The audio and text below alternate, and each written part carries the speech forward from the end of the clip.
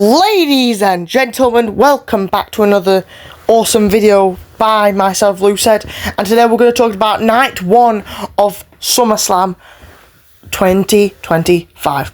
I want to say thank you for all of you for your support. This has been the first night. I think already this is one of the best pay-per-views they've done all year. Aside from Evolution, in my opinion, this is one of the best. To start off the night, we had Roman Reigns and Jey Uso versus the Bron Brothers, Bron Breakker and Bronson Reed. Right, before I have to say this, I will say if you hear any loud wind noises, I'm sorry, where I'm living now it's really, really windy, so yeah. So basically guys, I watched this live last night. This match was actually I'm so happy this started the night off because it really had us set for the rest of the night. The Jey Uso entrance on alone, he had the original gear on that he used to wear as the right hand man. The crowd was great. He came out normally, but I couldn't even see him. There's so many fans surrounding him. And he got into the ring. Roman did his great entrance, and then the Bron Brothers came out, and then Bronson Reed came out with what he calls the Shula Fowler, aka Roman Reigns' shoes. I thought they did a great performance from both halves of the ring tonight. I honestly thought that something big was going to happen, like a return debut, Plan B, yeah, so far this was been this was really good. It exceeded my expectations. Roman Reigns, I think, performed better in this match than he has in a long time. I think he was quite shocked. I think even he was shocked himself how, how his athletic side of him can go. He did that whole on dive over the top rope, a move he has not done for a really long time. I think last time I saw it was about 2019, I think, with the Usos, before he became your tribal chief. But at the end, I thought that Roman Reigns has really come to his senses that, wow, I need to look after my family. And he took that bullet for Jey Uso, and a gnarly spear he took. This was actually a really, really good match. Jey Uso good. Everyone in this match performed so well. What's the future for these guys? Street Fighters is going to start filming, so I do believe Roman is going to take even more time off, or he might go after the world title because Seth Rollins is back. We'll come back to that later. Jey Uso, I wouldn't be surprised. I think he'll go back to his normal stuff. Maybe chase after the Intercontinental title again. But yeah, we'll have I think he'll go after AJ Styles because I said to everyone, I think AJ Styles will beat Dominic Mysterio tomorrow night. Tonight, I mean. I'm recording this on April 3rd, so... No, not April. August 3rd. But yeah, these guys really performed better than I expected. Quite a good match to fair. Great match to start off the night.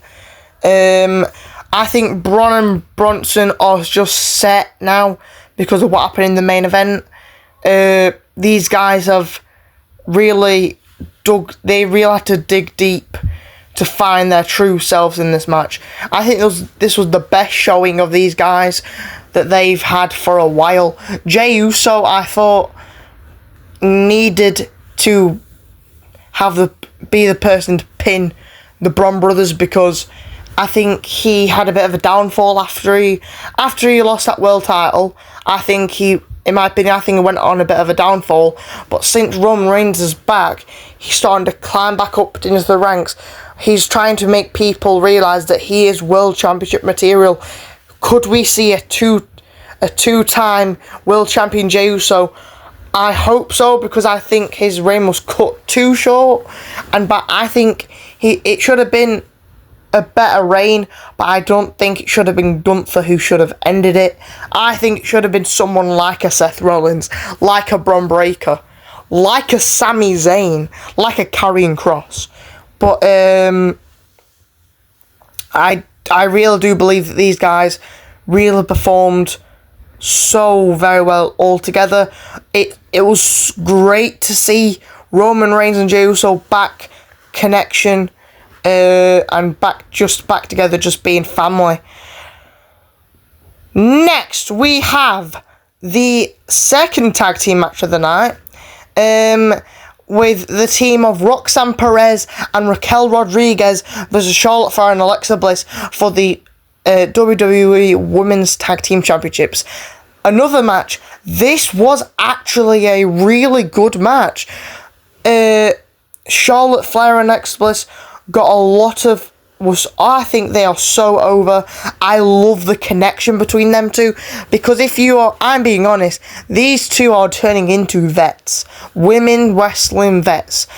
I think that Charlotte Flair, after no offense, the embarrassing match at WrestleMania, I think this match needed her to get over. Roxanne Perez and Raquel Rodriguez, as much as I miss Liv Morgan, I do believe these guys are such a good tag team together. Will they stay as a tag team? I do see the Judgment Day splitting up, and sadly, I'm so sad. I'm so sorry to say this, but I do think we're going to have another version of the Judgment Day. But and I don't think Roxanne and Raquel are going to stay together for a while. But at the end of the day, this was a really good match. Charlotte Flair and Alexa Bliss have beaten Roxanne and Raquel, and now we have a new Women's Tag Team Champions. Next, we have a match that I think should have been way longer. This was Sami Zayn versus Karrion Kross. A match that I think should have had a stipulation. This match should have had a stipulation. It deserved a stipulation. The storyline needed something that could have put more eyes and more attraction onto these two men. These two have been fighting, and now Sami Zayn did end up beating Karrion Kross. These guys had like 8 minutes as a match. I think that they had quite a good storyline. I think they deserve to have a longer match. These guys needed a longer match just to express the storyline between these two. Do I think the right person won? In a way, yes. I do believe Sami Zayn needed this win. I don't think he really needed it. I think he needed it because it gives him a bit of push. Because at the end of the day, we want him to have a world title. Karrion Kross needed a win against Sami Zayn. I hope that he's going to stay with WWE because he actually is quite a good star. He actually is. But yeah, Karrion Kross versus Sami Zayn should have had more time to actually perform. So far, I've only got two predictions right. I think that they could have done so much more with this rivalry.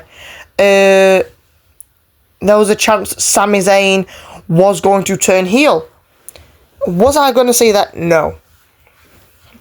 But anyway, guys, the next match was Tiffany Stratton versus Jade Cargill for the Women's Championship. To be honest, guys, I think they had the perfect amount of timing. With the time they had to do this match, I think they just really did deliver. They really did. Tiffany Stratton was great as always. Jade Cargill was brilliant. This is Jade Cargill's best match. Besides the no holds barred match with Naomi, this is Jade Cargill's best match, best performance. she has ever had. And I do believe she is a future. I think she should have won this, but at the end of the day, I'm happy Tiffany Stratton won this, because this is just getting Tiff ready for the future as a champion.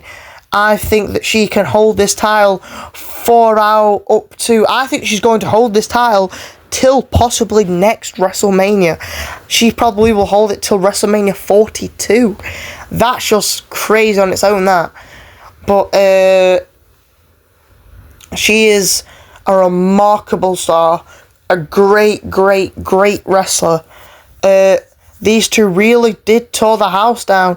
In my opinion, I've heard a lot of people not really liking it, but I honestly did think this match was a really good match, and I think this is just the beginning for Tiffany and Jade. Do I think that they should have done a babyface versus a babyface? No, I think they should have turned Jade Cargill heel before the fact, because I think Tiffany's just too good as a heel. And as a babyface, you can work anything. But I do believe that Jade Cargill should have been a heel going into this match. But at the end of the day, they actually both did do a really good performance. Jade, best performance. Tiffany's best performance as a champion. But yeah. Next, this was a very controversial match, because leading up to this match, I thought this is going to be a horrible match. I did not want this to happen. This was the only match on the card I didn't want to watch. Because, I'm being honest, Logan Paul shouldn't be in our world. Jelly Roll, on the other hand, though, I don't think that celebrities... I'm not a big fan of celebrities being in WWE, if I'm being honest. But I thought they were just wasting talent like Randy Orton, like Drew McIntyre on a tag team match. I think they should have done something better. But when I watched this match, all my hate went away. Jelly Roll performed better than I expected. He ended up doing it. He ended up getting hit by a gnarly frog splash by Logan Paul from out on the announce table. Excuse me, ladies and gentlemen. But Jelly Roll, I think, really did perform very well. He has trained for this, and he actually does deserve everything he's getting. Randy Orton, if I'm being honest, I didn't see it. I just wish that we could have got more out of Randy. He should have... I don't think he would have been in this match. I think they could have easily put someone else, because I think Randy Orton should have been in a bigger storyline, bigger match. But I have to be honest, on the other hand, Logan Paul and Drew McIntyre did win, but I am being brutally honest here, ladies and gentlemen. I love this teaming of Logan Paul and Drew McIntyre. I love this team up. I wouldn't be surprised if these two stay a tag team for a while. These guys are so good, and they're so good working with each other. Logan Paul is literally trained to be a piece of shit. Drew McIntyre is trying to do the same, but Drew McIntyre, in my opinion, is one of the greatest heels in WWE right now, because he knows how to get people to hate him. But at the end of the day, this was actually a really good match. Randy Orton, I think Randy Orton could have been a lot more included in the match, because I think the spotlight was mainly on Jelly Roll, understandably so. But Jelly, he did perform quite well. Chokeslam to Paul, very nice chokeslam. But McIntyre and Paul just had to end this match quicker. I forgot. I think, yeah, it was Jelly Roll who took the pin. Do I think... And then sadly me that I know that there's going to be a payoff to this match. Sadly, I think there's going to be Logan Paul versus Jelly Roll, possibly at Crown Jewel, something like Crown Jewel, something like Survivor Series at the latest. But yeah, I thought these guys were alright, but yeah. Now, ladies and gentlemen, the best match of the night. Oh my god. CM Punk versus Gunther for the World Heavyweight title. I predicted CM Punk to win, and I wasn't wrong. CM Punk became a 6-time world champion. This match was so goddamn good. I've heard people like saying, "Oh, it's too slow." I thought it was the perfect pace, the perfect moves. I thought that the most of the match was just CM Punk getting the piss taken out of him. Then it was like chop. But it was like a bit like what Jey Uso used to be like. It was like a limit with Gunther now. I think he's starting to lose a bit of strength in my opinion, because like Jey Uso used to be like have a range of moves. He used to have just the whole match used to just be out of a couple of moves. Super kick, Uso splash. Super kick, Uso splash. Possible Samoan drop and possible a spear. I think that's starting to happen with Gunther, because I don't think that, and I've heard something medically is wrong with him at the moment, so I hope he has speed recovery. I think he deserves a break because he has been having this company on his back for a bit. He's made the world title relevant, really relevant, but this was a really good match. I honestly thought, because I am one of the biggest CM Punk fans, and I thought at one point, oh my god, it's not going to happen. Punk's not going to win. Gunther was beating the shit out of him. I thought he was going to like make him bleed or something. But then Gunther got on top of it, and then he got started. He slid him down. Gunther smashed his face on the announce table. They sort of beating shit out of each other, and then it came to Gunther bleeding out. He was like scared in a way because of the blood on him. He was like, oh my god, what's happening? And then Punk took advantage of that, kneed him to the head, GTS, and 2 DTSs, 1, 2, 3, the place erupted. It was like a massive return. CM Punk beat the ring general, but then I was about to cry with happy tears because I just felt so happy that he finally got this opportunity. But then I was right again. But I'm not happy that I was right about this. Seth Rollins' music hit. I thought he was just going to come out and say, oh, here you go, I've got the briefcase. Remember, I've got a year to cash this in. But no, I told everyone, Seth Rollins is faking that injury. He's faking the injury. And then what happened? He stood tall. He took the crutches off. He took the brace off. He ripped his jacket off. Took that briefcase. Started hammering with that briefcase. And then cashed in. He fucking cashed in that briefcase. I was so goddamn mad. I was screaming at the telly. I was like, don't happen. Please, Punk. Please, Punk. Curb stomp. And then 1, 2, 3. We have a new world heavyweight champion. Seth Rollins beat CM Punk for the championship. Deja vu to WrestleMania 40. I was pissed.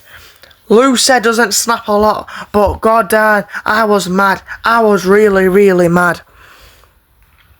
And then Punk was just laying down, and then what happened?